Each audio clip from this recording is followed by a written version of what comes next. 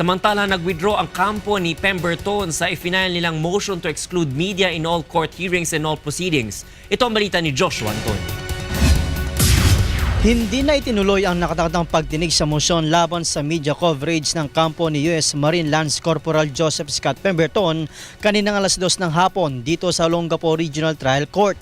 Ito ay matapos na bawin ng kampo ng US Marine ang motion na inihain noong December 22, 2014 at naglalayong pagbawalan ng media na dumalo sa paglilitis sa kanyang kaso. Nakasaad sa motion na huwag pahintulutan ng mga TV network, radio at broadcast journalist na pumasok sa courtroom. Ngunit ayon sa Clerk of Court ng Olongapo RTC, hindi alam ng kampo ni Pemberton na may desisyon na ang korte sa usapin ng media coverage.